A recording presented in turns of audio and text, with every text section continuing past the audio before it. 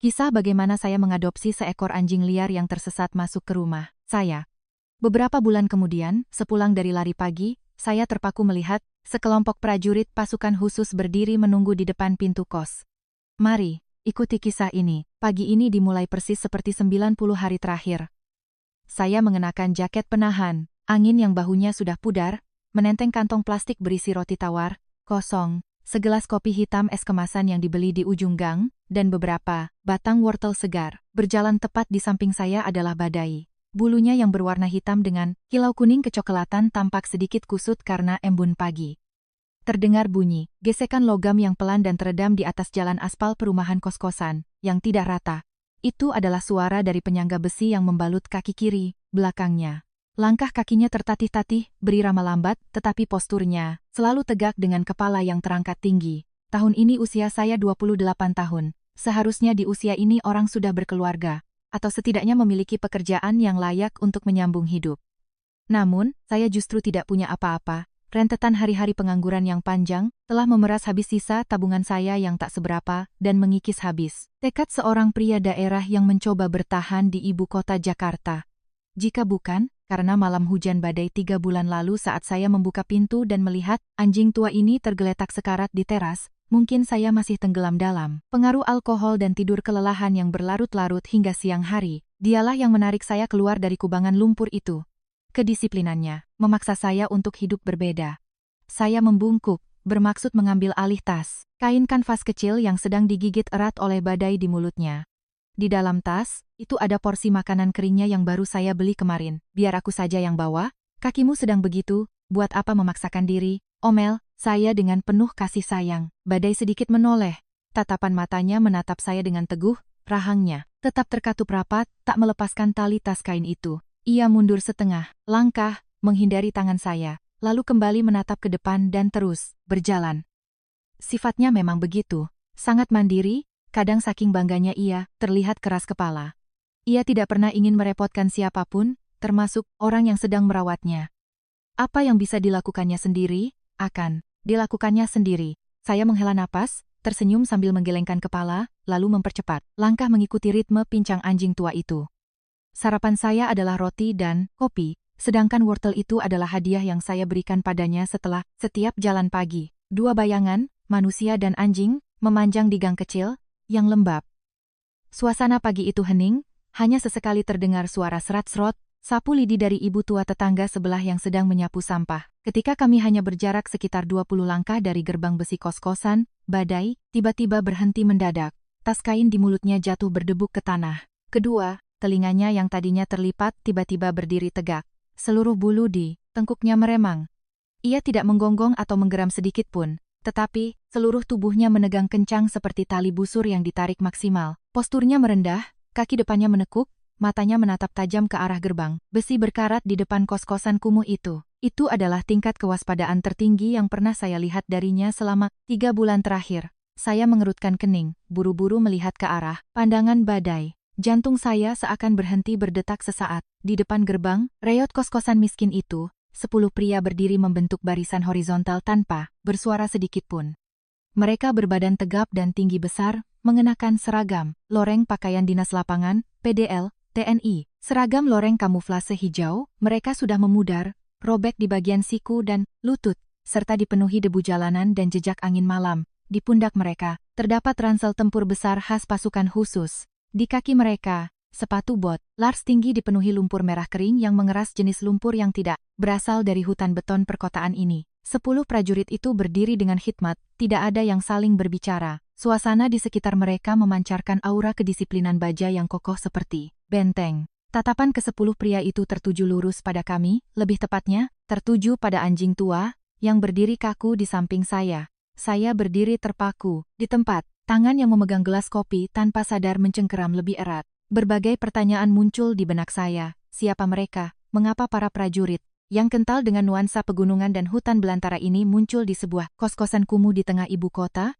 Dan mengapa tatapan mereka saat melihat anjing liar yang saya pungut ini mengandung emosi yang begitu kuat? Waktu seakan berhenti di gang sempit itu.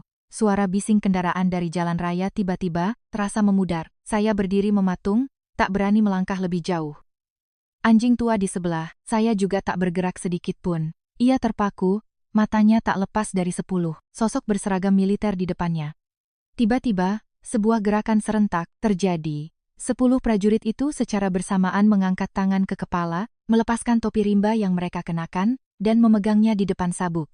Gerakan mereka seragam, rapi, dan tegas, namun memancarkan sebuah penghormatan yang aneh. Ketika tak ada lagi pinggiran topi yang menutupi, saya bisa melihat wajah mereka dengan jelas. Itu adalah wajah-wajah yang dihiasi gurat-gurat kelelahan, kulit yang menghitam karena sengatan matahari dan angin pegunungan.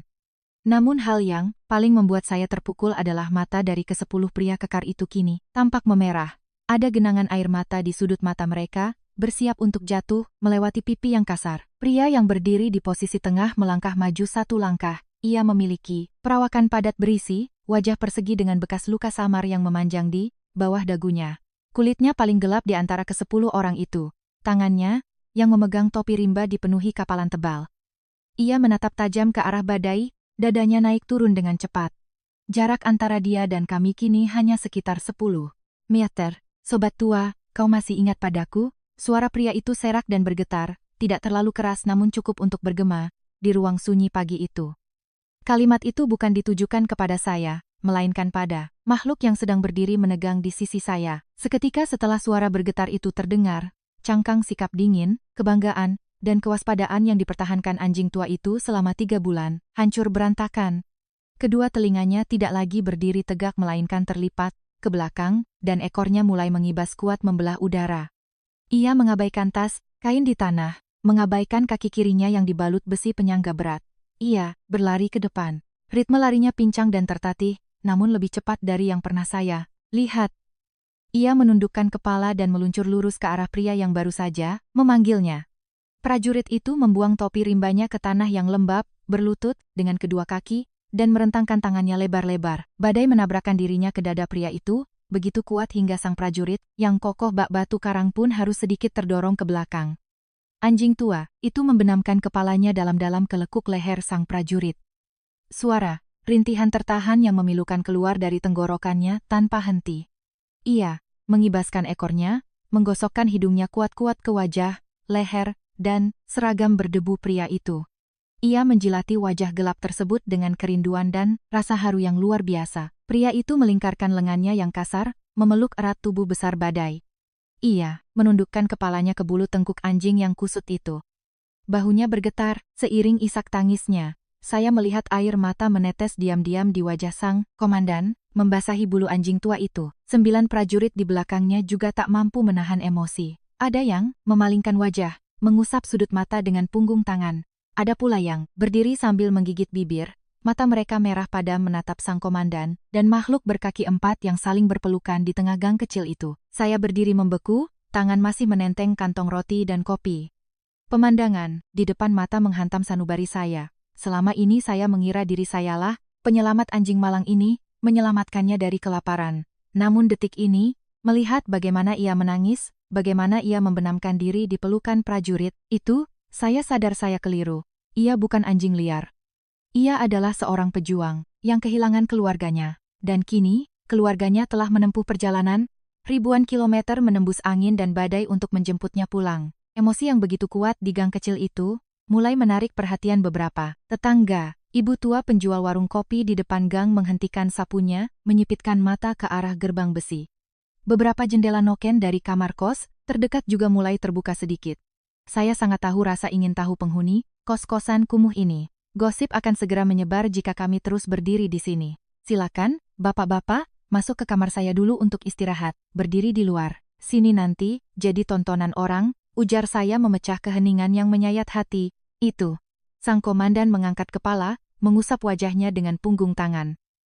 Ia menepuk lembut pinggang Badai dan perlahan berdiri. 9 prajurit di belakangnya segera merapikan sikap, memungut topi mereka, dan memakainya kembali, dengan rapi. Badai tak beranjak selangkah pun dari komandan itu, tubuhnya terus menempel pada kaki celana loreng pria tersebut. Ekornya tak henti-hentinya, mengibas. Saya berjalan di depan memandu, memutar kunci yang berbunyi klik, lalu mendorong pintu kayu yang mulai lapuk dari kamar kos saya. Kamar saya tak sampai 20 meter persegi, namun dipenuhi segala macam barang berantakan khas pria lajang. Sebuah kasur lipat terhampar di sudut, kipas angin tua yang pelindung plastiknya sudah pecah, sebuah meja lipat mahasiswa, dan beberapa kardus mie instan yang ditumpuk. Ruangan yang sudah sempit itu kini menyambut 10 pria bertubuh besar bersama ransel tempur mereka yang tebal. Kamar seketika terasa sangat sesak.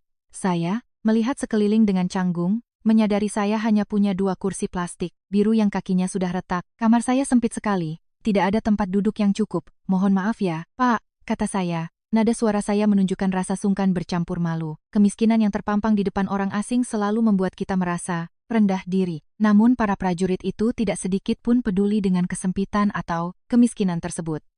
Sang komandan tersenyum ramah dan mengibaskan tangannya. Jangan repot-repot, Mas. Kami ini sudah biasa hidup di hutan dan gunung. Ada tempat untuk berteduh dari hujan dan panas seperti ini saja sudah sangat bagus. Setelah berkata demikian, ia memberi isyarat kepada anak buahnya.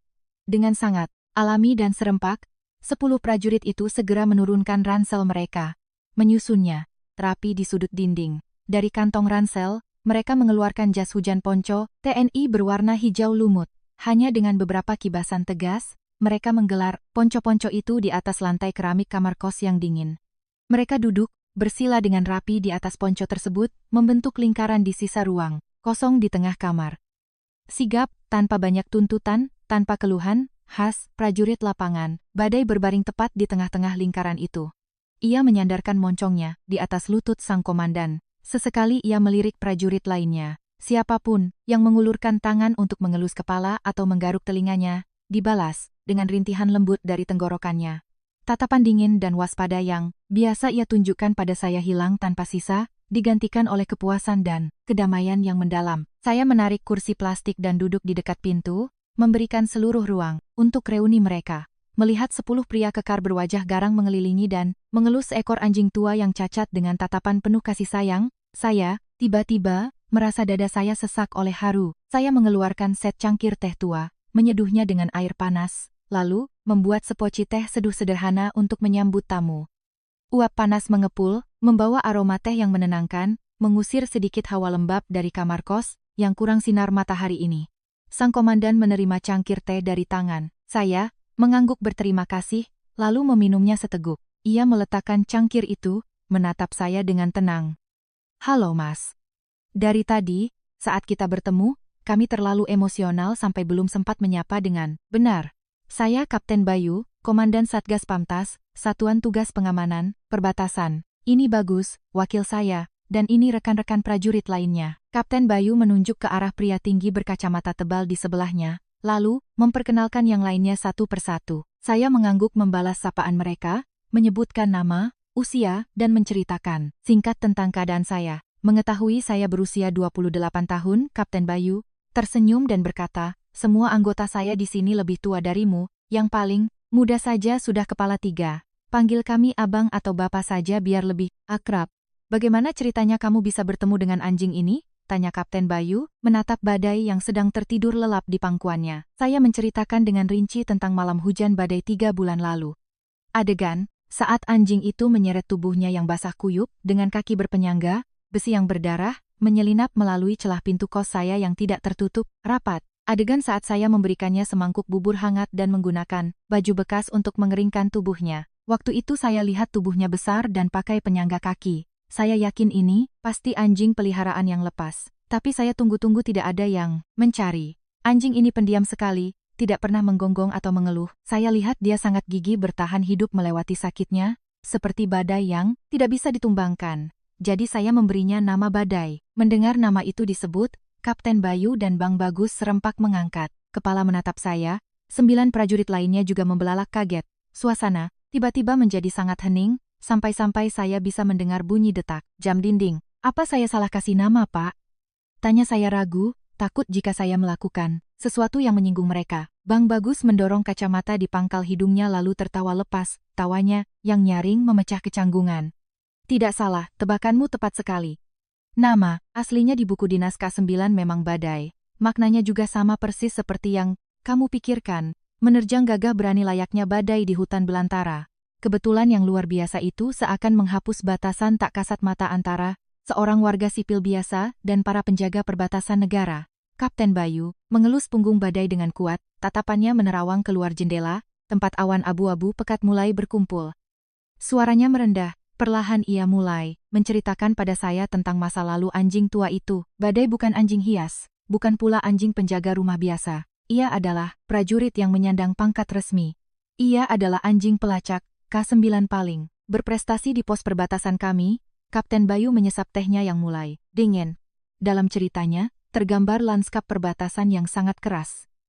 Hutan belantara, Kalimantan yang lebat tertutup kabut sepanjang tahun. Tebing-tebing batu yang tajam, jalan setapak yang curam di tepi jurang. Di garda terdepan negara itu, badai pernah menjadi mata dan hidung paling tajam bagi seluruh tim Satgas. Penciumannya begitu peka, hingga ia bisa mencium bau mesiu dan narkoba yang disembunyikan rapat-rapat di dalam batang pohon berongga dari jarak ratusan meter. Sendi-sendinya, napasnya, sudah terbiasa melintasi bukit dan sungai, melacak jejak para kriminal yang memotong jalur hutan. Ia telah hidup bersama ke-10 pria ini. Tidur di tengah ganasnya hutan belantara, berbagi jatah biskuit ransum, berbagi tegukan air sungai selama bertahun-tahun. Ia adalah rekan seperjuangan, saudara yang menempuh hidup dan mati bersama mereka. Mendengar kisah itu, saya menunduk menatap anjing yang kini berbaring patuh di lantai. Tidak ada lagi kesan kumuh dari seekor anjing liar. Dari tubuh tuanya, yang cacat itu seakan memancar cahaya keberanian dan kehormatan. Kapten Bayu mengusap perlahan penyangga besi berkarat di kaki kiri badai. Gerakannya sangat hati-hati, seolah takut sentuhan kecil saja bisa membangkitkan rasa sakit dari luka yang tak pernah benar-benar sembuh. Keheningan menyelimuti kamar kos itu. Para prajurit di sekelilingnya menundukkan wajah, raut muka, mereka muram, memikul beban penyesalan tak kasat mata yang mendalam. Luka ini bukan karena kecelakaan biasa, Kapten Bayu berdehem, melanjutkan ceritanya dengan suara seraknya. Ini adalah jejak dari sebuah pertempuran hidup dan mati 3 tahun yang lalu. Pertempuran yang menyelamatkan nyawa seluruh tim saya, tetapi merenggut karir dan sepasang kaki sehatnya. Itu adalah operasi penyergapan berskala besar yang menargetkan sindikat penyelundup narkoba lintas negara yang bersenjata api. Tim Satgas, beranggotakan 10 orang yang dipimpin Kapten Bayu ditugaskan untuk menyusup ke hutan dan melakukan penyergapan di sebuah celah tebing terjal dekat garis perbatasan. Selama 5 hari 5 malam mereka tiarap berkamuflase di balik dedaunan busuk, hanya memakan biskuit ransum dan meminum air sungai untuk bertahan hidup. Badai juga berbaring diam tak bergerak di samping komandannya, tak mengeluarkan suara sedikit pun. Meskipun digigit lintah hutan berkali-kali, kedisiplinannya yang mutlak membantu tim menjaga posisi mereka tetap rahasia. Pada malam ke-6, sinyal dari pos pemantau menunjukkan bahwa kelompok kriminal mulai bergerak melintasi tebing. Ada 5 orang membawa ransel berisi barang terlarang, dan semuanya memegang senapan serbu di tangan mereka. Mereka bergerak, sangat hati-hati, terus-menerus mengirim orang untuk memeriksa jalan. Ketika kelompok itu masuk tepat ke dalam titik penyergapan tersempit, perintah serangan dikeluarkan. Suar ditembakkan ke langit, merobek kegelapan malam hutan belantara. Teriakan peringatan untuk menyerah bergema dari segala penjuru. Disergap tiba-tiba, kelompok penjahat itu panik namun segera memberikan perlawanan sengit.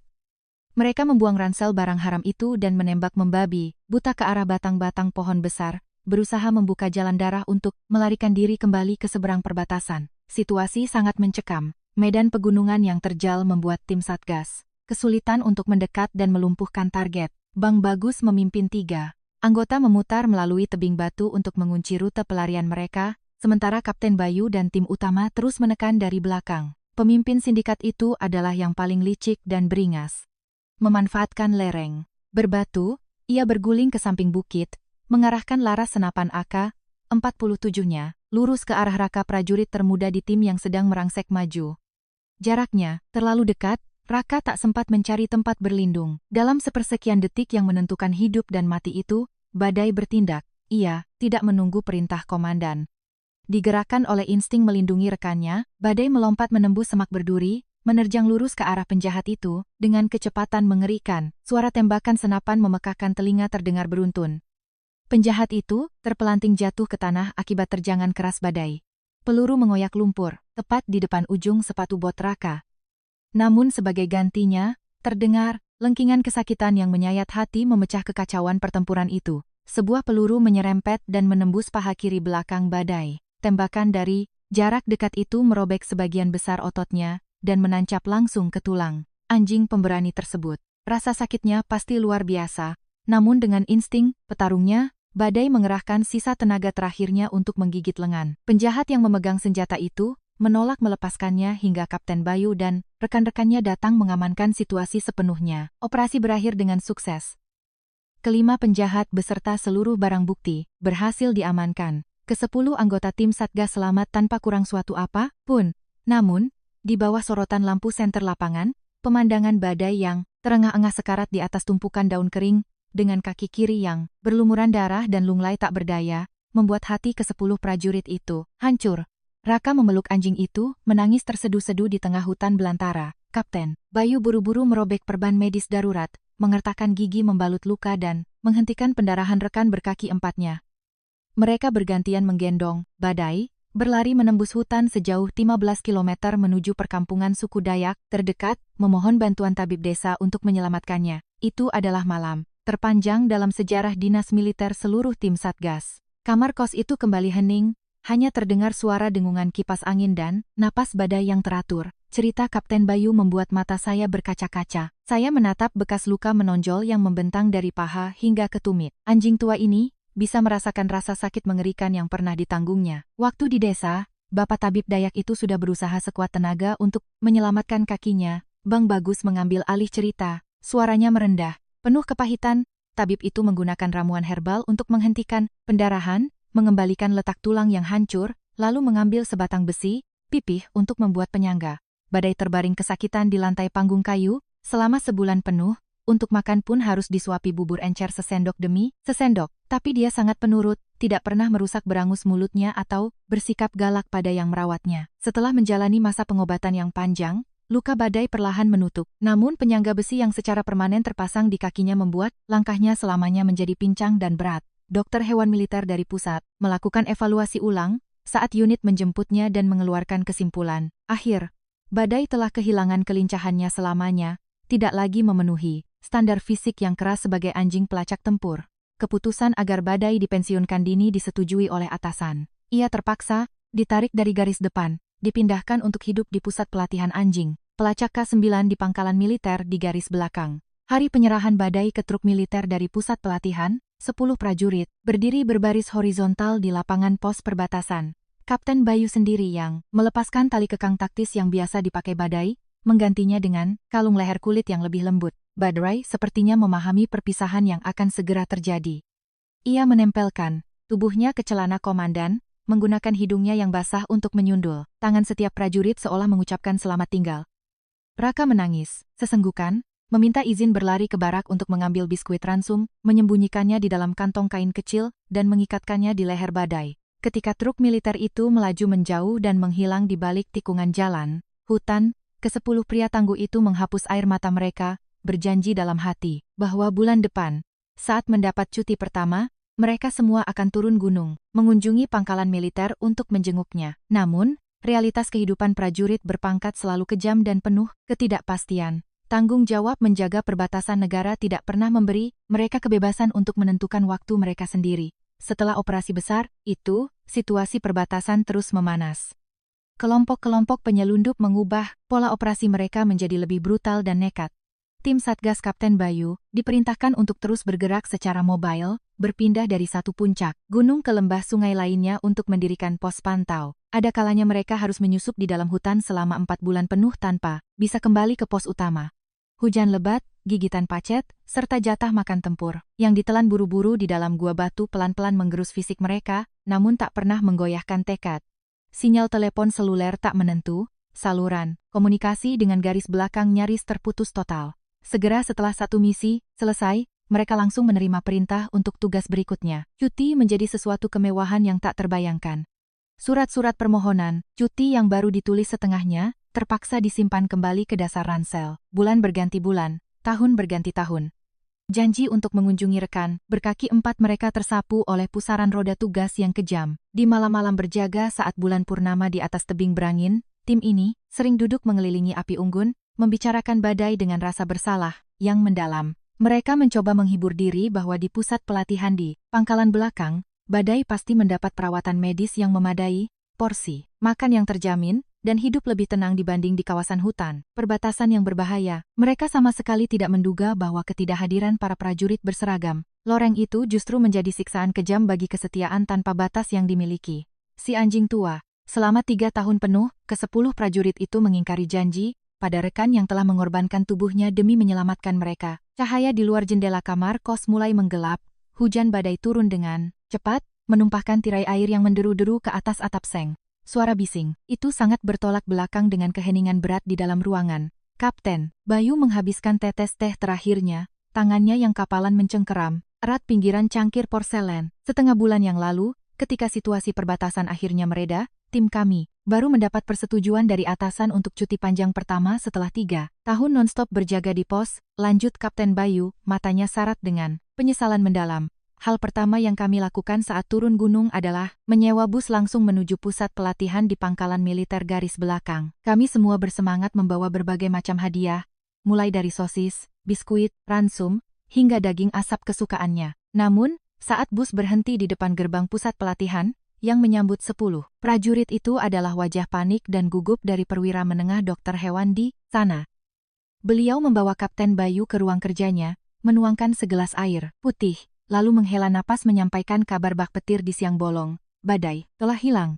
Ia telah kabur dari pangkalan sejak 3 bulan yang lalu. Pasukan pencari dari unit tersebut telah menyisir seluruh area sekitar selama berminggu-minggu namun tidak membuahkan hasil. Dr. Hewan menceritakan bahwa sejak dibawa ke garis belakang, Badai tak pernah menikmati hidup yang sesungguhnya.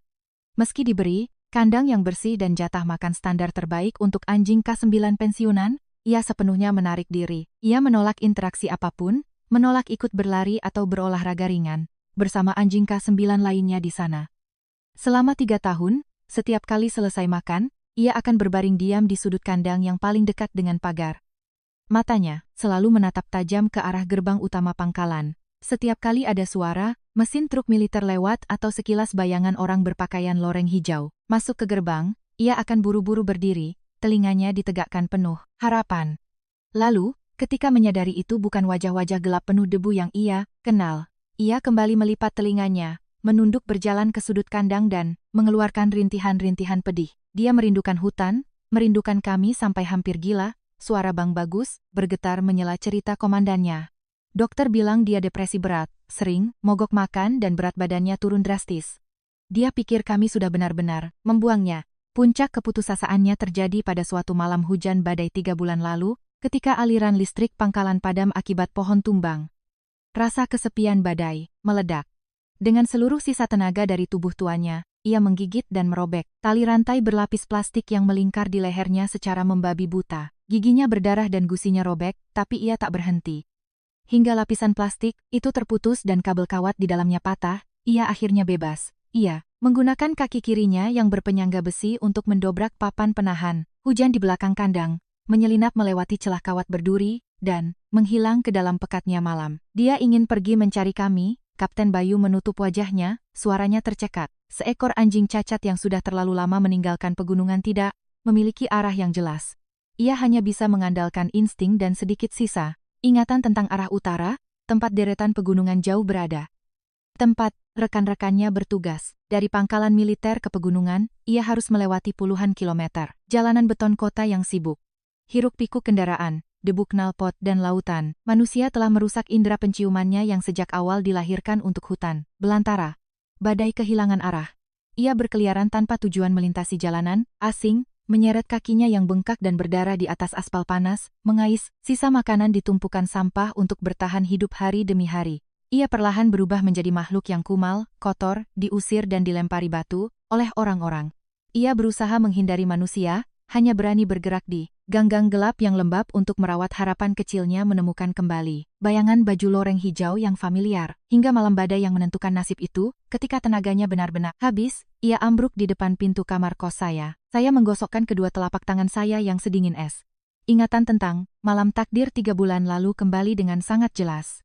Kisah dari Kapten Bayu merangkai gambaran utuh tentang sahabat berkaki 4 yang kini melingkar di sebelah saya. Ternyata, ketika takdir mempertemukan kami, saya dan Badai sama-sama berada di titik terendah dari jurang keputusasaan. Oktober tahun itu, angin kencang awal musim penghujan menghantam ibu kota, membawa hujan deras yang tak kunjung reda. Berbanding terbalik dengan karier, luar biasa si anjing tua. Hidup saya saat itu adalah rentetan kegagalan yang memalukan. Perusahaan tempat saya bekerja bangkrut. Saya dibuang ke jalan dengan selembar surat pemutusan hubungan kerja, disusul oleh wawancara kerja yang hampa, dan gelengan kepala penolakan yang tak henti-hentinya. Uang sewa kos. Menunggak 2 bulan, Bapak kos terus menggedor pintu mengancam akan mengusir. Malam itu, saya membeli 2 botol arak murah dan menghabiskannya dalam kegelapan. Kamar 20 meter persegi ini. Saya membuang segala harapan, berniat keesokan, paginya akan mengemasi barang dan pulang ke kampung, pasrah menerima cemoohan, keluarga dan tetangga. Tepat saat saya menundukkan kepala di meja, terdengar suara gemerisik pelan dari luar pintu. Suara gesekan lemah pada kayu lapuk yang diiringi embusan napas berat. Saya terhuyung-huyung keluar dan membuka sedikit pintu. Angin kencang menerpa wajah saya. Di bawah cahaya remang-remang lampu jalan, sebuah gumpalan hitam tergeletak rata di atas tanah yang becek. Itu adalah Badai. Seluruh tubuhnya basah kuyup oleh lumpur, bau busuk menyengat tajam. Penyangga besi di kaki, kirinya berkarat, gesekannya menciptakan luka lecet yang mengeluarkan darah segar. Ia tak mampu mengeluarkan suara, hanya dadanya yang naik turun dengan putus asa. Matanya yang keruh menatap saya dengan kepasrahan seekor makhluk yang bersiap mengembuskan napas terakhir. Pemandangan itu menghantam benak saya yang sedang mabuk. Di saat saya ingin menyerah pada hidup saya sendiri, kegigihan dan ketahanan makhluk cacat ini untuk bertahan hidup telah membangunkan saya. Tanpa ragu, saya merengkuh tubuh bau dan kotor itu dan menariknya masuk ke dalam kamar. Saya menggunakan semua handuk dan baju bekas saya untuk mengeringkan bulunya. Menyalakan kipas pemanas yang salah satu lampunya sudah rusak, dan menyorotkannya ke arah badannya. Mengaduk-aduk panci, saya buru-buru memasak. Sisa beras terakhir menjadi bubur encer, lalu dengan sabar menyuapkannya, sesendok demi sesendok kepada makhluk asing ini. Malam itu, seorang pemuda pecundang dan seekor anjing tua cacat saling bersandar, untuk melewati dinginnya kehidupan. Mendengar saya menceritakan momen tersebut, suasana di ruangan itu seketika meredup. Kapten Bayu menutupi wajahnya dengan kedua tangan, bahunya bergetar, menahan tangis. Raka duduk di sebelahnya, terisak keras. Begitu kami menerima kabar ia hilang, kami batal pulang kampung saat cuti. Bang Bagus melepaskan kacamata minusnya, buru-buru menyeka embun di lensanya, dan melanjutkan. Seluruh tim yang terdiri dari 10 orang meminta izin untuk tetap berada di ibu kota. Kami memencar-mencari ke seluruh penjuru kota. Kami menguras seluruh uang saku kami untuk mencetak ribuan brosur, menempelkannya di tiang listrik dan halte bus. Pencarian itu berlangsung selama setengah bulan. Para prajurit perbatasan yang tak terbiasa dengan jalanan kota, terpaksa berjalan kaki hingga sol sepatu mereka menipis menyusuri setiap gang. Mereka bertanya pada para pengemudi ojek online, menggali informasi dari ibu-ibu pengepul barang bekas, meminta bantuan polisi setempat untuk memeriksa ratusan jam rekaman CCTV dari rumah warga di pinggir jalan. Ada kalanya pencarian terasa buntu, tetapi bayangan rekan tua mereka yang menyeret kaki di tengah padatnya jalanan kota, membuat mereka mengertakkan gigi dan terus melangkah. Akhirnya, rekaman CCTV dari sebuah toko kelontong berjarak 5 km dari kos-kosan ini menangkap gambar Badai pada malam badai tersebut. Melacak arah, pergerakan yang tertati itu dengan kemampuan pengintaian mereka, tim Kapten Bayu berhasil membatasi area pencarian di lingkungan kos-kosan kumuh ini. Pagi-pagi buta tadi, mereka diam-diam berbaris di depan gerbang dengan dada berdebar cemas dan takut. Sampai mereka melihat siluet tak asing itu perlahan berjalan keluar bersama saya. Perjalanan pencarian penuh air mata dan keringat dari para prajurit itu akhirnya berakhir bahagia di kamar kos yang sederhana ini. Di luar, hujan lebat masih menderu, tapi hawa lembab musim penghujan seolah terhenti sepenuhnya di balik pintu. Saya hati-hati menuangkan air panas ke dalam teko teh, menoleh ke arah Badai. Ia masih berbaring patuh di atas lantai keramik. Sesekali ekornya menepuk lantai, ketika ada tangan prajurit yang mengelus punggungnya. Pandangan saya bertemu dengan pandangan Kapten Bayu. Di mata komandan yang tangguh itu, terpancar rasa terima kasih yang tak terhingga. Bapak tidak perlu menatap saya seperti itu, saya tersenyum canggung dan perlahan melambaikan tangan menolak pujian tak terucap itu. Sejujurnya, malam itu saya memang membawanya masuk untuk berteduh, tetapi selama 3 bulan terakhir, dialah yang menyelamatkan saya. Dia yang menarik saya keluar dari kubangan lumpur yang saya ciptakan sendiri. Ke-10 prajurit itu diam mendengarkan. Saya berdehem, mulai mengutarakan hal-hal yang belum pernah saya ceritakan pada siapapun, bahkan kepada orang tua, saya di kampung. Bulan-bulan pertama Badai tinggal bersama saya tidaklah mudah. Saya saat itu adalah orang yang hidup berantakan, tanpa tujuan, tidur siang dan begadang, malam, bermain game atau mabuk-mabukan. Kamar kos dipenuhi botol minuman keras dan bungkus sisa makanan.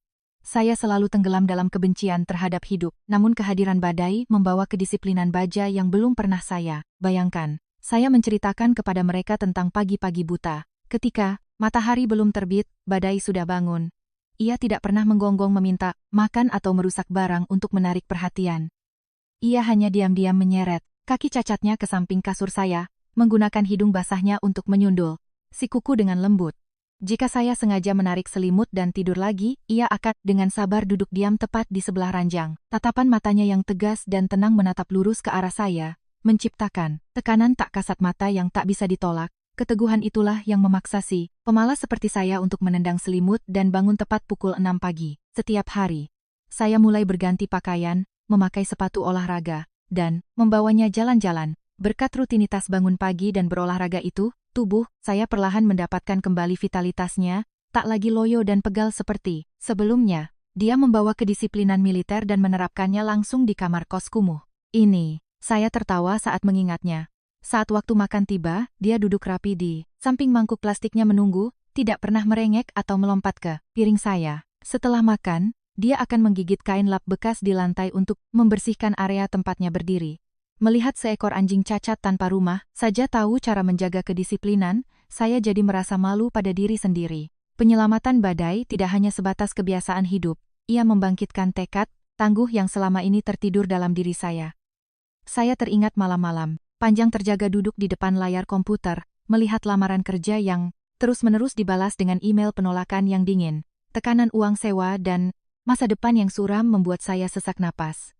Ada kalanya saya membenamkan kepala ke keyboard, menjambak rambut dengan frustrasi, ingin menghancurkan segala sesuatu di sekitar saya. Tepat pada saat saya paling hancur, badai datang. Ia melangkah perlahan, mengangkat kaki depannya yang kokoh dan meletakkannya di atas paha saya. Kehangatan dari bulunya menembus celana kain saya. Ia menatap saya, tanpa suara. Namun kekukuhan makhluk yang pernah menempuh hidup dan mati itu menjadi seperti jangkar yang menahan kewarasan saya. Saya menatap penyangga besi yang dingin di kakinya, bertanya-tanya bagaimana tubuh dengan tulang hancur seperti itu masih bisa berdiri tegak dan penuh kebanggaan. Berkat kaki yang bersandar itu, saya memberanikan diri melepaskan rambut kusut saya dan duduk tegak. Saya mulai menghapus kalimat-kalimat pesimis di CV saya, memperbaiki deskripsi kemampuan saya yang sebenarnya, dan mengirimkan lamaran untuk peluang baru. Badailah yang mengajarkan saya cara menghadapi kegagalan, kata saya. Kapten Bayu mengangguk, bibirnya mengembang menjadi senyum hangat. Kami, prajurit perbatasan, sering bilang pada diri sendiri, disiplin adalah kekuatan militer. Tidak disangka sifat itu meresap begitu dalam kealiran darahnya, dan dibawa turun sampai ke ibu kota untuk mendidikmu. Kamu memiliki instruktur yang sangat luar biasa. Percakapan antara saya dan para prajurit perbatasan itu berlanjut dengan terbuka dan tulus. Jarak usia atau profesi seakan terhapus sepenuhnya. Kami saling berbagi cerita, mulai dari sulitnya mencari pekerjaan di Jakarta hingga patroli melelahkan di pedalaman hutan. Suara berat ke-10 pria itu bergema teratur, menenggelamkan suara rintik hujan yang memukul kaca noken buram di jendela saat Bang Bagus sedang bersemangat menceritakan kejadian konyol tentang prajurit muda yang salah tangkap babi hutan dikira penyelundup. Kapten Bayu tiba-tiba mengangkat tangannya memberi isyarat. Gerakan tegas sang komandan membuat semua orang seketika terdiam.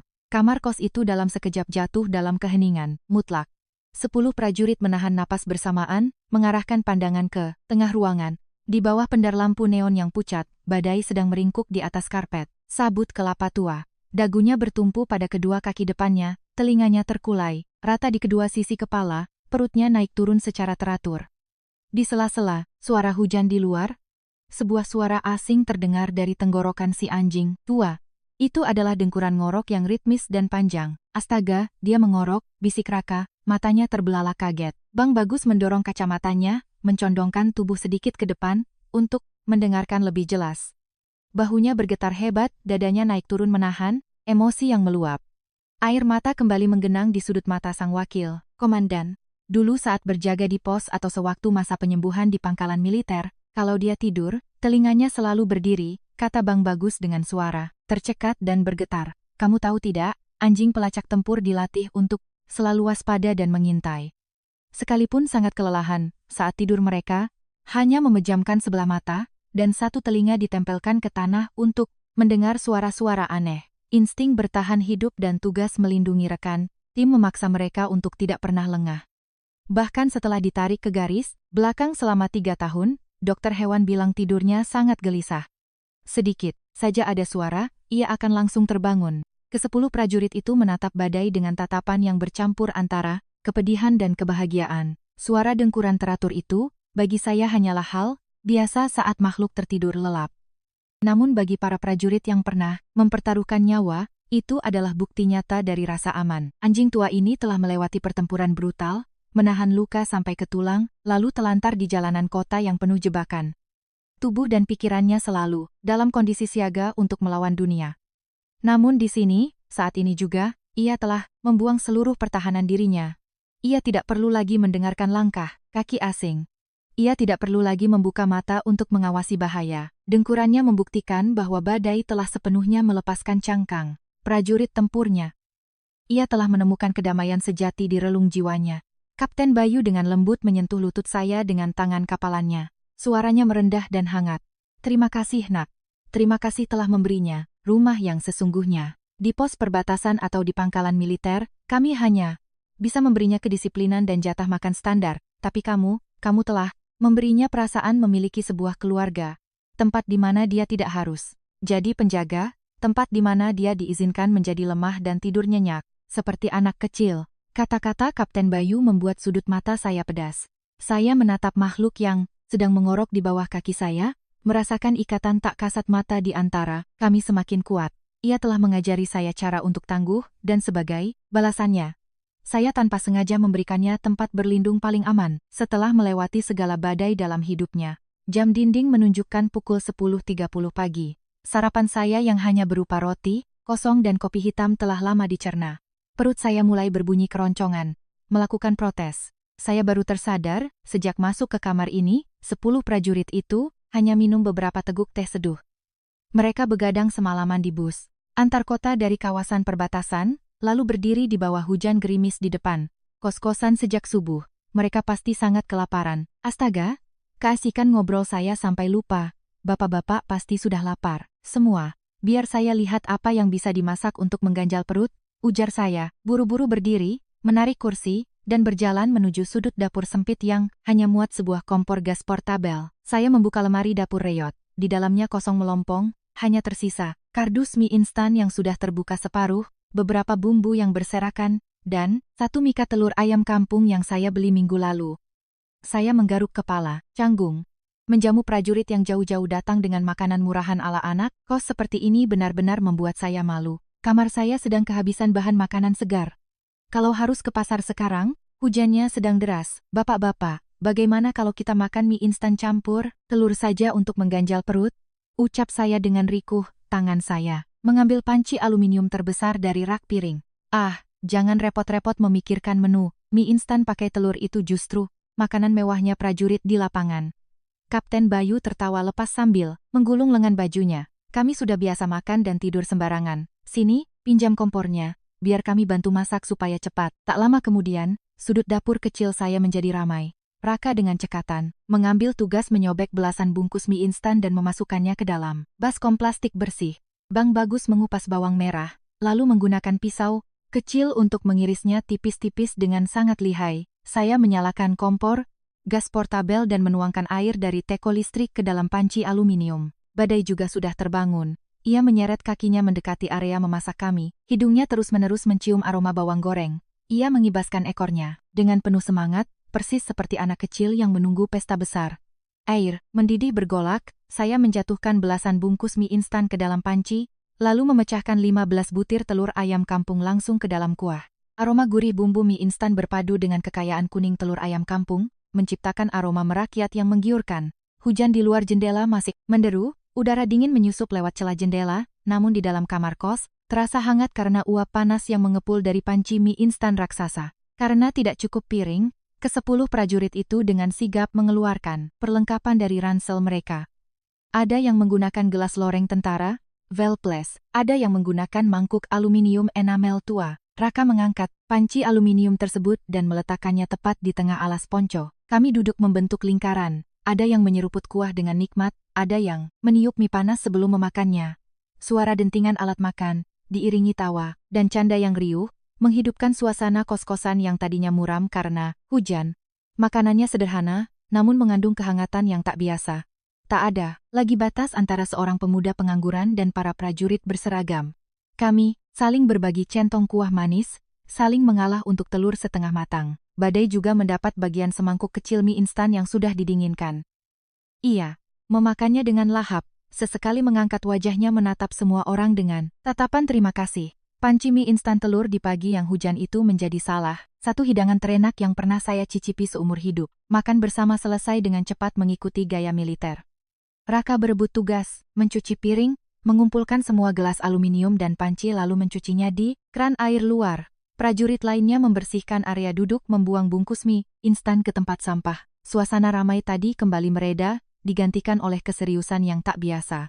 Kapten Bayu duduk bersila di atas ponco, menarik ransel tempur besarnya, mendekat. Ia membuka resleting, memasukkan tangannya dalam-dalam ke dasar ransel. Dari balik lipatan jas hujan dan peralatan lainnya, ia dengan hati-hati menarik keluar sebuah amplop kertas coklat. Amplop itu sudah lusuh, ujung-ujungnya sobek, dan dibungkus rapat dengan 2 lapis plastik kedap air. Ia meratakan lipatan amplop itu, tatapannya melembut. Kapten Bayu memegang amplop itu dengan kedua tangannya, memperlakukannya bak harta karun, lalu perlahan menyerahkannya kepada saya. Terimalah ini atas nama kami, suaranya berat, bernada seperti perintah, namun bercampur dengan permohonan yang tulus. Saya dengan bingung menerima amplop yang terasa cukup tebal dan berat itu. Saya membuka lapisan plastiknya dan mengintip ke dalam. Hal pertama yang tertangkap mata saya adalah setumpuk uang tunai dalam berbagai pecahan, didominasi pecahan 50.000 dan 100.000 yang disusun rapi. Di sebelah tumpukan uang itu, ada sebuah buku kecil bersampul kulit hijau lumut. Di sampulnya tercetak tulisan timbul berwarna emas yang sudah memudar karena waktu, buku dinas anjing, pelacak K9 TNI. Kapten, apa maksudnya ini? Saya tidak mengerti. Saya buru-buru menarik tangan dan mendorong amplop itu kembali padanya. Uang ini terlalu banyak, saya tidak bisa menerimanya. Saya merawat Badai karena ikatan takdir, bukan karena ingin meminta upah atau uang dari kesatuan Bapak. Kapten Bayu seketika mengangkat tangannya untuk menghentikan penolakan saya. Tenang dulu, dengarkan saya. Uang ini bukan upah karena kamu sudah memungutnya. Ini jumlahnya 30 juta rupiah. Ini adalah uang sisa gaji dan tunjangan yang disisihkan secara sukarela oleh ke-10 anggota tim kami selama 3 tahun. Terakhir, Bang Bagus yang duduk di sebelahnya ikut menjelaskan, sejak dia terluka dan dipensiunkan, kami tahu dia akan dirawat dengan standar militer di pangkalan, tapi kami tetap merasa bersalah. Dia mengorbankan kakinya untuk kami.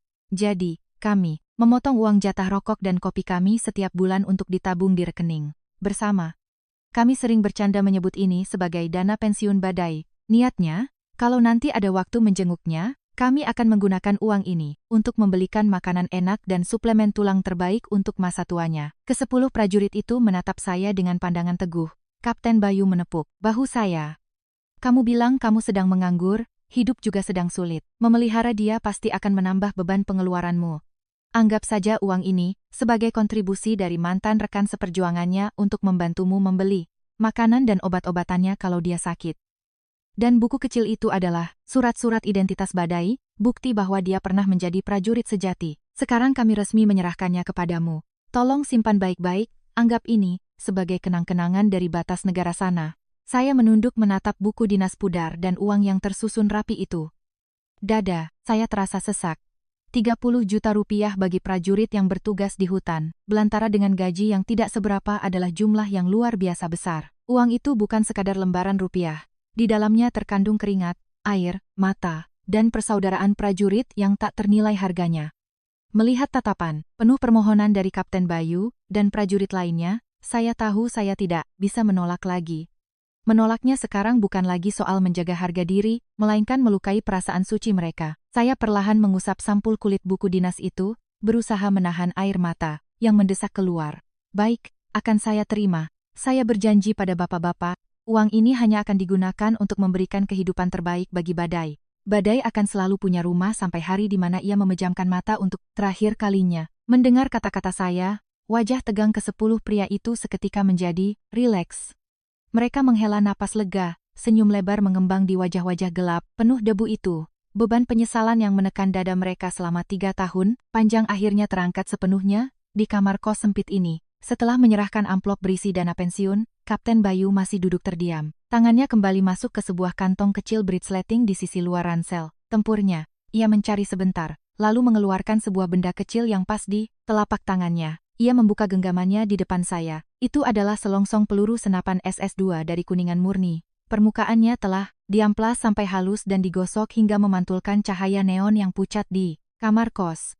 Di bagian dasar selongsong, tempat primer berada, terdapat lubang bundar yang dilubangi dengan sangat rapi. Melewati lubang itu, seutas tali, parakord militer hijau tua diikat erat membentuk lengkungan. Kapten Bayu memutar-mutar selongsong peluru itu, matanya penuh nostalgia. Ia lalu menceritakan asal mula benda kecil ini. Ini adalah selongsong dari peluru yang ditembakkan Raka sebagai perlindungan pada malam penyergapan di hutan itu. Pertempuran hidup mati itu juga merupakan pertempuran terakhir dalam karier Badai. Raka bersusah payah mencari kembali selongsong ini di antara daun-daun kering dan membawanya pulang ke pos. Raka, prajurit termuda yang duduk bersila di sebelahnya, menggaruk kepalanya sambil tersenyum malu-malu. Ia menjelaskan, waktu itu saya bawa pulang, pas ada waktu luang saya gosok-gosok ke batu sungai selama sebulan sampai halus, mengkilap, biar tidak ada bagian tajam yang bisa melukai mulut anjing. Saya melubanginya, memasang tali, dan mengubahnya jadi mainan hadiah untuk Badai. Setiap kali dia mau berlatih berjalan pakai penyangga besinya, saya kasih mainan. Ini. Saya menatap benda kenang-kenangan kecil itu yang ternyata memuat dedikasi luar biasa dari seorang prajurit.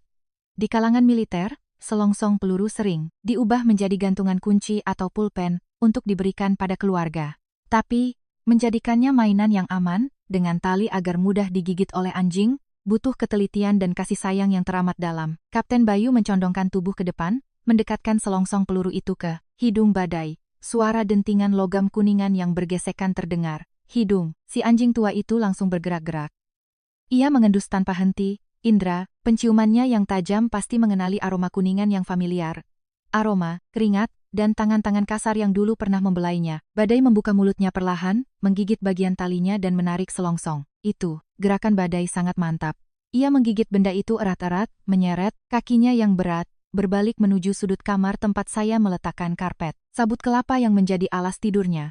Sesampainya di sana, ia menjatuhkan selongsong itu. Menggunakan hidungnya yang basah, ia mengangkat ujung karpet, lalu menggunakan kaki depannya untuk mengais dan menyembunyikan selongsong peluru itu di bawah karpet. Selesai menyembunyikannya, ia menggunakan kaki berpenyangga besinya, menginjaknya kuat-kuat beberapa kali seolah memastikan bahwa benda itu aman.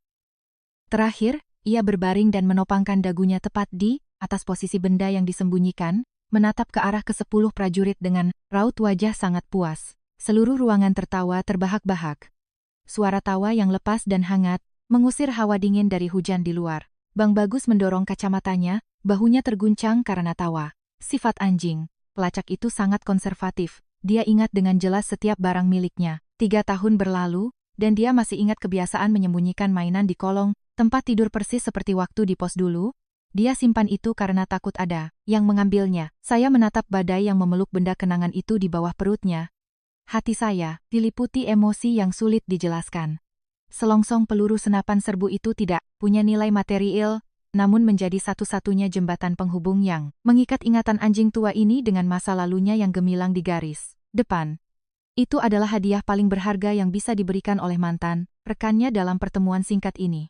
Melihat betapa Badai menghargai selongsong itu, saya paham bahwa benda kecil itu akan menjadi harta karun tak ternilai yang akan menemaninya di tahun-tahun terakhir hidupnya di kamar kos ini. Suasana gembira dari cerita tentang selongsong peluru menyebar ke seluruh ruangan. Bang Bagus menepuk saku celana kargonya, mengeluarkan sebuah kantong plastik klip bening. Di dalamnya terdapat setumpuk foto-foto lama yang sudah menguning. Bang Bagus perlahan mengeluarkan foto-foto itu, menyusunnya berjajar di lantai agar semua orang bisa melihat. Ini adalah seluruh harta berupa dokumentasi visual yang kami simpan. Tentangnya, ucap Bang Bagus sambil menunjuk foto pertama. Foto itu menampilkan seekor anjing ras gembala yang masih kecil, bulunya acak-acakan, sedang berdiri menggigit sebelah sepatu bot yang kebesaran. Ini, waktu dia baru didatangkan ke pos. Kelihatan bodoh, tapi dari kecil dia sangat cerdas. Foto kedua, menampilkan 10 prajurit mengenakan jaket tebal, berdiri berbaris di atas tebing batu. dan yang berdiri di tengah dengan penuh wibawa adalah Badai. Ia mengenakan tali kekang dada tempur, harness, berlogo Kesatuan TNI, telinganya tegak, matanya menatap lurus ke arah lensa kamera, memancarkan pesona pejuang sejati. Penampilannya di foto itu sangat kontras dengan sosok tua dan lambat, yang kini memakai penyangga besi. Saya mengambil satu persatu foto itu dan memandangnya lekat-lekat, menyaksikan masa lalu gemilang sahabat berkaki empat saya. Setiap foto adalah cerita, potongan memori tentang hari-hari yang keras, namun membanggakan di hutan belantara sana. Tiba-tiba, Raka memecah suasana. Bang, bapak-bapak, sudah lama sekali tim kita tidak kumpul sama Badai. Apalagi sekarang formasinya lengkap. Kita foto bersama, yuk, buat kenang-kenangan, entah kapan lagi bisa kumpul seperti ini. Saran Raka langsung disetujui dengan antusias. Namun, satu masalah besar muncul, kamar kos saya terlalu sempit. Memasukkan 10 pria berbadan besar dan seekor anjing ke dalam satu bingkai kamera adalah tugas sulit. Tim mulai ribut mengatur formasi, ada yang duduk di lantai, ada yang berlutut, ada yang berdiri, membungkuk di belakang. Pemandangan itu berantakan tetapi dipenuhi gelak tawa. Saya mengambil ponsel lama saya dan membuka kamera. Karena tidak ada tempat untuk menyandarkan ponsel, saya terpaksa menumpuk 3 kardus mie instan menjadi tripod dadakan di dekat pintu. Saya meletakkan ponsel bersandar pada gelas aluminium, mengatur sudut pandang, agar seluruh orang masuk ke bingkai kamera. Saya pasang timer 10 detik. Ya, semua bersiap, senyum yang lebar. Saya berseru sambil menekan tombol kamera, lalu berlari terburu-buru menuju satu-satunya celah kosong di samping Badai. 10, 9, 8, hitungan mundur berjalan. Ke-10 prajurit itu merangkul bahu satu sama lain. Kapten Bayu dan saya duduk bersila di barisan depan.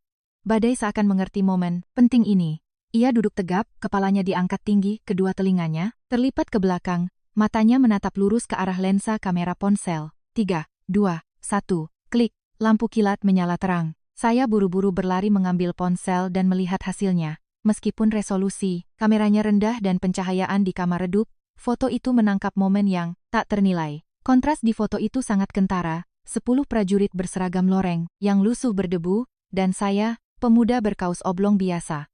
Namun, senyum cerah dari 11 manusia dan wajah serius anjing tua di tengahnya telah menghapus semua batas status dan identitas. Foto ini bagus sekali, Mas, kata Kapten Bayu memuji. Tolong kirim fotonya via WhatsApp ke kami untuk disimpan ya. Namai saja kontak saya Bayu Satgas, Pamtas. Saya dengan cepat menyimpan nomornya dan mengirimkan foto itu ke masing-masing orang. Bunyi notifikasi pesan berdenting beramai-ramai. Saya memandang foto di layar ponsel saya dan menyadari sesuatu yang sangat bermakna. Mulai detik ini, saya bukan lagi seorang lajang yang sebatang kara di kota besar, dan Badai bukan lagi anjing cacat tanpa rumah. Lewat foto sederhana ini, kami resmi menjadi bagian dari sebuah keluarga besar, keluarga yang disatukan oleh persaudaraan dan belas kasih yang mendalam. Setelah sesi foto selesai, euforia mulai reda, digantikan oleh kelelahan fisik yang menumpuk berhari-hari. Hujan lebat di luar mengundang embusan angin dingin, masuk lewat celah pintu, membuat suhu ruangan menurun drastis. Saya melihat ke sekeliling dan mendapati Raka, si prajurit termuda, sedang bersandar di dinding, lembab, kepalanya terkulai ke samping. Napasnya teratur, matanya tertutup rapat, ia tertidur lelap. Kapten Bayu memberi isyarat agar yang lain diam. Ia melepaskan jaket pelapis. Luarnya berniat untuk menyelimuti Raka. Saya bergegas mencegahnya, membuka lemari, dan mengambil satu-satunya selimut rajut tebal milik saya, lalu menyelimutkannya perlahan dari bahu hingga ujung kaki prajurit muda itu.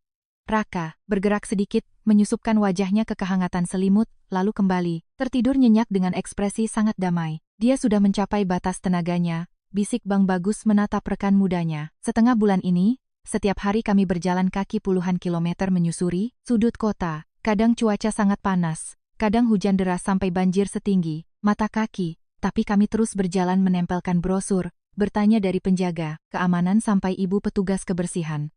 Raka itu yang paling sayang sama Badai, dia yang paling sibuk lari ke sana kemari, dan menolak untuk istirahat. Mendengar cerita Bang Bagus, saya merasakan betapa kerasnya proses pencarian. Itu, bagi prajurit yang terbiasa menggunakan kompas dan peta topografi di hutan, tersesat di labirin jalanan beton kota dan ganggang sempit ibu kota adalah cobaan berat. Namun yang menggerus tenaga mereka bukan jarak tempuh, melainkan kekhawatiran yang membebani pikiran mereka siang dan malam. Kapten Bayu mengelus punggung Badai, suaranya pelan penuh kegetiran. Jujur saja, Mas, terkadang kami sudah memikirkan kemungkinan terburuk. seekor anjing, cacat yang menyeret penyangga besi berat, kelaparan dan kehausan di tengah kerasnya jalanan. Kami takut dia tertabrak kendaraan dan mati tergeletak di jalan. Atau yang lebih parah, kami takut dia jatuh ke tangan sindikat pencuri anjing dan rumah potong liar, lalu berakhir di atas piring sebagai hidangan di kedai daging anjing. Setiap kali kami melewati kedai-kedai seperti itu di pinggir jalan, hati kami sakit. Takut kalau kami masuk, kami malah melihat potongan kulit dengan bekas lukanya yang khas. Pengakuan komandan itu membuat suasana kamar kos menjadi murung. Para prajurit menundukkan wajah, seolah memutar ulang perasaan tidak berdaya dan teror yang mereka rasakan beberapa hari lalu. Air mata pria tangguh yang biasanya langka, kini hampir tumpah kembali. Tapi Tuhan masih sayang sama kami. Bang Bagus menengadah menatap saya. Matanya memancarkan rasa terima kasih yang tak berujung. Sore kemarin saat melihat rekaman buram kamera CCTV di mana ia berjalan tertatih masuk ke lingkungan kos ini, seluruh tim menangis haru, terharu karena tahu dia masih hidup. Dan pagi tadi, saat melihatmu menuntunnya jalan-jalan keluar gerbang, melihatnya bersih dan lebih gemuk dari saat ia di pangkalan, hati kami terasa begitu ringan. Kamu tidak hanya memberinya makanan, kamu memberinya martabat. Saya duduk terdiam menerima kata-kata tulus dari lubuk hati prajurit berpengalaman itu. Kesedihan mereka bukan karena kehilangan aset militer, tapi rasa iba melihat saudara seperjuangan mereka harus menderita telantar. Ketakutan atas kematian tragis di jalanan telah menjadi batu besar yang menekan dada mereka selama 3 bulan. Dan keberadaan badai yang aman di kamar kos kumuh, inilah yang akhirnya menghancurkan batu penyesalan itu. Rasa terima kasih mereka begitu besar, hingga saya merasa tak pantas menerimanya secara utuh. Hujan badai di luar perlahan mulai reda. Suara rintik di atap seng makin jarang terdengar. Saya berdehem, memutuskan untuk memecahkan kesunyian berat ini. Tatapan saya beralih dari Kapten Bayu ke arah para prajurit lain. Bapak-bapak, tolong jangan berterima kasih lagi pada saya. Sejujurnya, kalian semua salah paham soal ikatan antara saya dan badai. Saya memulai bicara, perlahan, mencari kata yang tepat untuk mengungkapkan isi hati saya. Kalian melihat ini dan berpikir sayalah pahlawan yang menyelamatkan anjing tersesat dari kematian. Tapi kenyataannya berbanding terbalik. Dialah yang menarik saya dari dasar jurang keputusasaan. Saya mulai menceritakan lebih detail tentang malam badai 3 bulan lalu. Malam itu bukan hanya momen saya menemukan badai, tetapi juga momen ketika saya berencana menyerah pada hidup. Saya menceritakan tentang tumpukan surat lamaran, kerja yang ditolak, tagihan sewa merah yang tertempel di pintu. Saya menceritakan depresi berat yang saya alami, merasa tidak punya arah dan merasa sebagai pecundang yang tak pantas hidup. Ada satu malam saat tekanan itu begitu mencekik, saya hampir menyerah, ingin pulang kampung dan pasrah dicemooh. Saya duduk tertunduk di depan layar komputer, mengepalkan tangan, ingin menghancurkan apapun di sekitar saya. Saat itulah badai datang. Suara saya bergetar mengingat momen ajaib itu.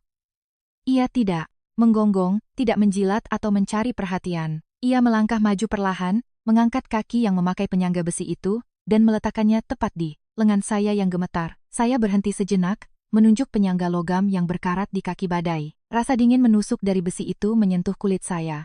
Saya menoleh padanya. Seekor makhluk dengan tulang yang hancur lebur, dibuang, telantar, dan kelaparan. Tapi posturnya selalu tegak dengan kepala mendongak. Ia berdiri di sana, menggunakan tubuhnya yang hancur sebagai tumpuan untuk menyadarkan pemuda, sehat namun pengecut ini. Begitu besi itu menyentuh tangan saya merasa sangat malu pada diri sendiri. Seekor binatang cacat saja tidak menyerah untuk hidup dengan terhormat. Apa alasannya seorang pria muda berbadan sehat malah menyerah hanya karena beberapa surat lamarannya ditolak? Berkat kakinya yang bersandar tanpa suara, itu, saya berani melepaskan tangan dari rambut saya. Saya membersihkan botol-botol minuman keras yang berserakan. Saya mengubah gaya hidup malas saya, bangun pagi, dan lari bersamanya setiap hari. Pikiran saya kembali jernih. Saya mulai meninjau ulang keahlian saya, menulis ulang surat lamaran dengan sikap yang lebih optimis.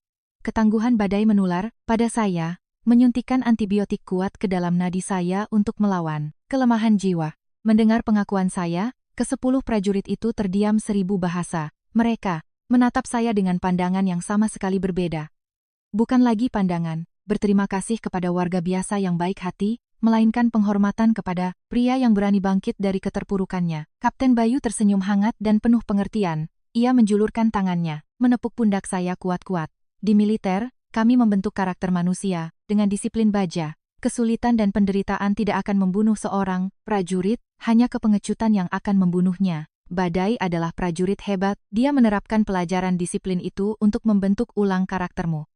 Dan kamu menerimanya dengan sangat baik. Kapten Bayu menarik tangannya, menoleh pada Badai yang sedang tidur. Suaranya menjadi dalam, melafalkan setiap kata dengan jelas, menampilkan wibawa seorang komandan yang sedang memberi instruksi resmi. Badai, tugas patrolimu di hutan sudah selesai. Mulai sekarang, misi barumu adalah tinggal di sini sebagai sahabat dan penjaga bagi majikanmu ini. Mengerti? Badai perlahan mengangkat kepalanya, telinganya bergerak pelan.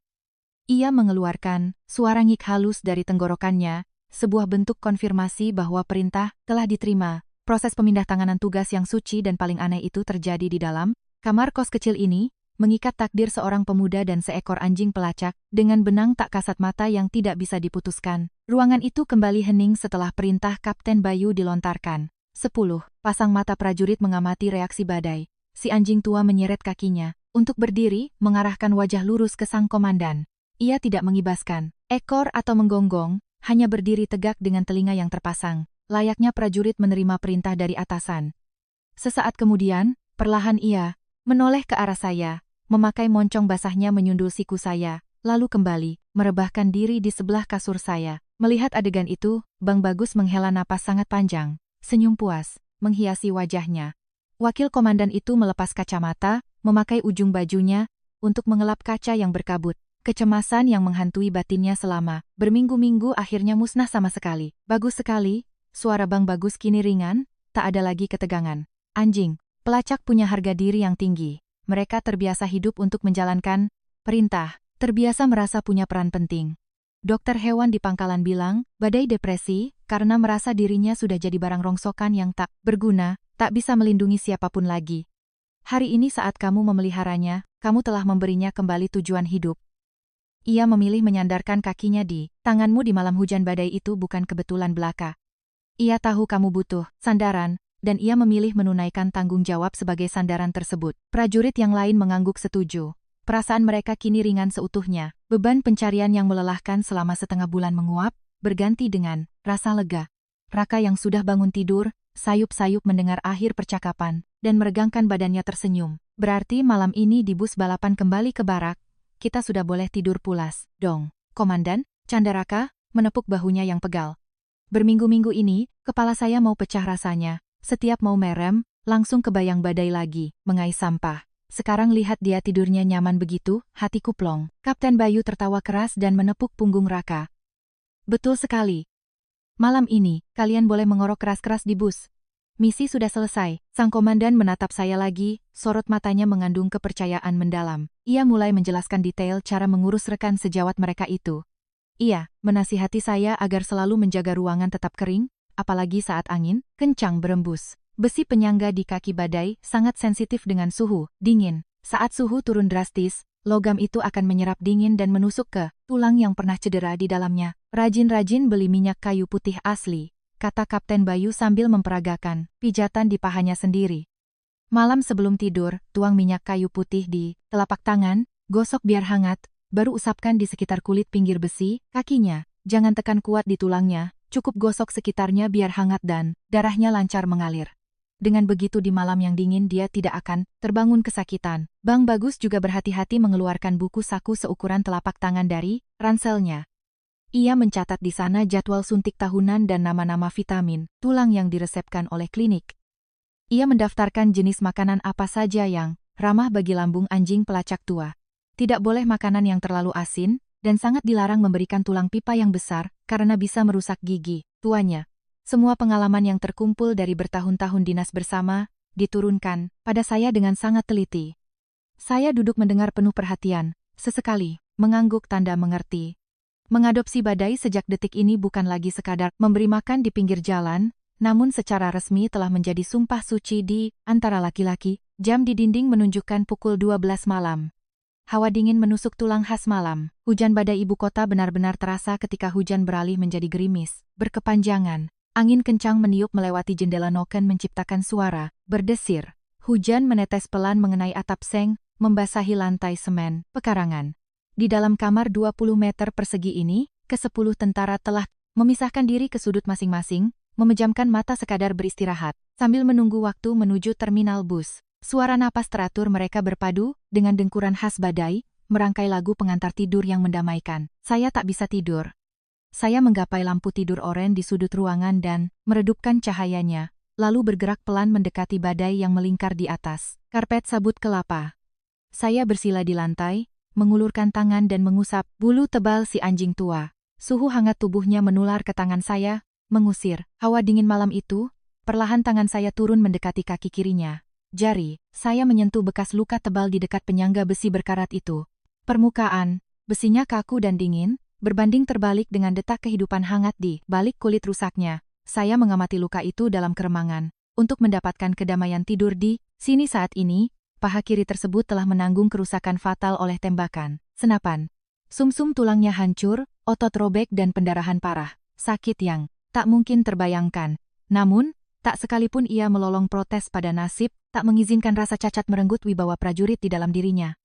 Biar, langkah pincang dan menyeret, kepalanya selalu terangkat tinggi berhadapan dengan dunia nyata. Saya menarik tangan, menggosok-gosokkan kedua telapak tangan. Saya merefleksikan kembali perjalanan hidup diri saya. Luka-luka selama bulan-bulan saya menganggur, tidak berdarah, tidak ada besi untuk membebatnya. Tapi dampaknya bagi jiwa saya juga parah. Beberapa kegagalan wawancara, kritik dari kerabat, tekanan keuangan, perlahan mengerogoti harga diri seorang pemuda berusia 28 tahun.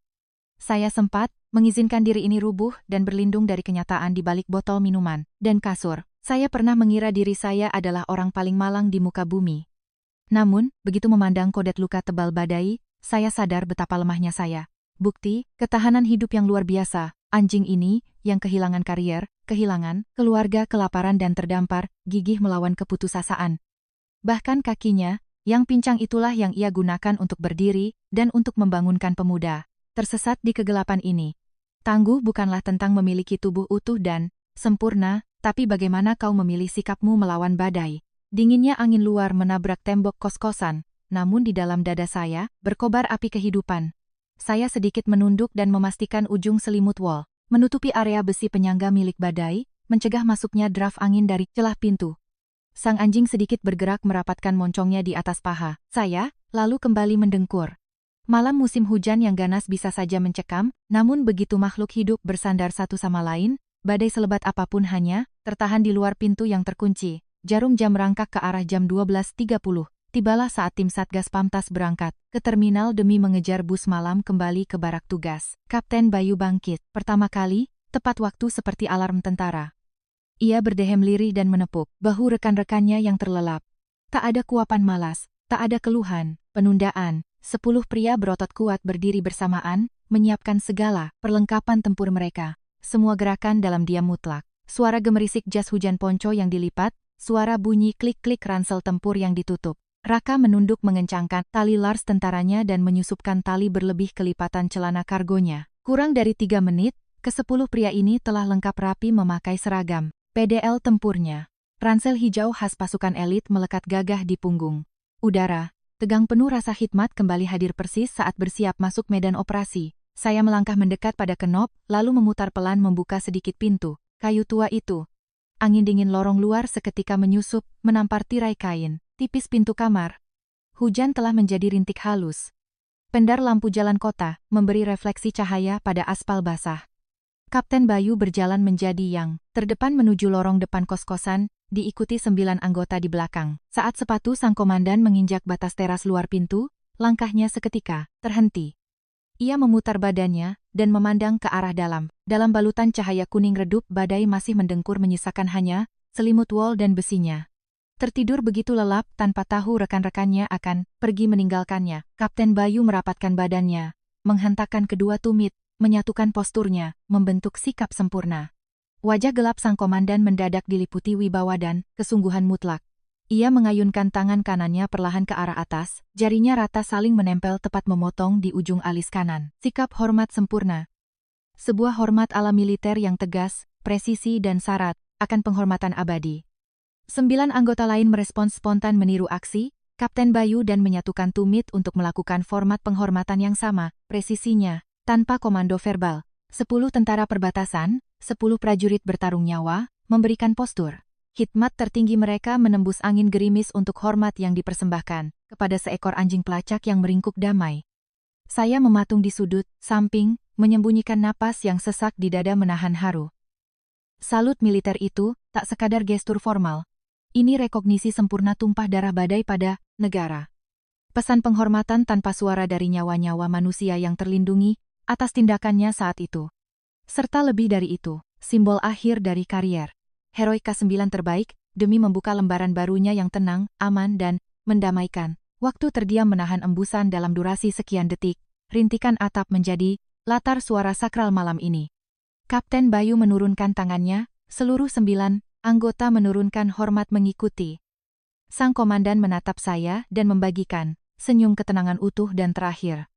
Sekali anggukan tipis darinya, dan dia membalikan diri berjalan melintasi gang sempit itu.